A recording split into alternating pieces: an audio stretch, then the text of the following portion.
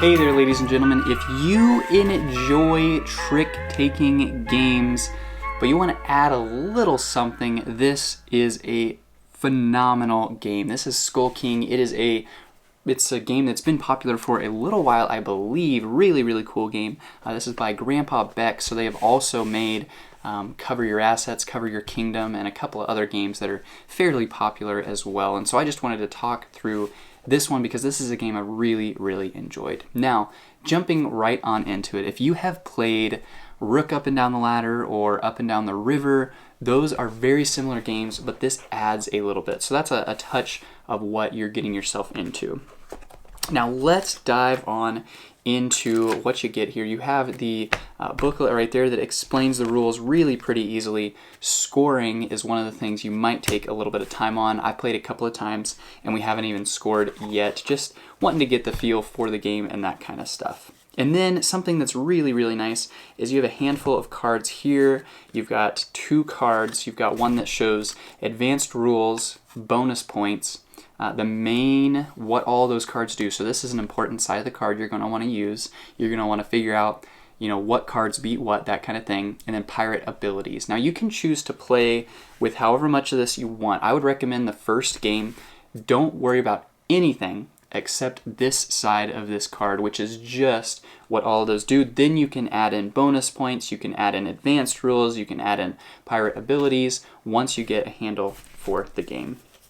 Another thing that's really nice, if you have ever played those games, it can be hard if you don't write down your bid. It can be really hard to keep track of what you bid. And this game, the most important thing is what you bid. And so if you bid, hey, I think I can win 2 tricks, you take this card and go like that. And so you have these 2 cards, you're able to lay one over the other to keep track of what your bid was, which was really nice. So in this game, you have the Skull King himself, which beats everything except mermaids. You have pirates, which beat everything except the Skull King. You have mermaids, which defeat all numbered cards and the Skull King. You have the trump suit, which beats all standard suits. Highest trump wins. And then you have standard suits, the highest number wins of the suit that was led. You have escapes, which is a white flag, and those lose to all cards, even previously played escapes. And then you have the tigress. She's one of the pirates that you can play either as an escape if you want to lose, or a pirate if you are wanting to win. So really interesting to have a number of different cards in here. And so this is going to play like most of your trick-taking games. So the first round, everyone's going to get 1 card. So you're going to look at your card, and you're going to think, am I going to win this, or am I going to lose? And so what we do, I don't know if this is in the rules or not, but we put our fists in the middle. We go 1, 2, 3, and then everyone puts fingers out depending on how many they think they're going to win.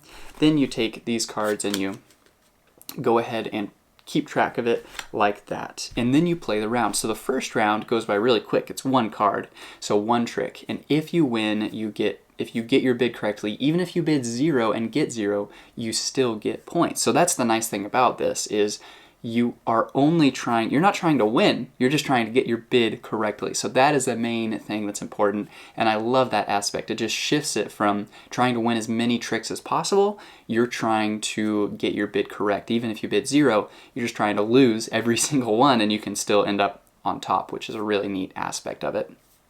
Then the next round, you'd play, everyone gets 2 cards, and then you keep on going to where you get up to 10, I believe. So you have 10 cards, and you're thinking, how many of these am I going to win?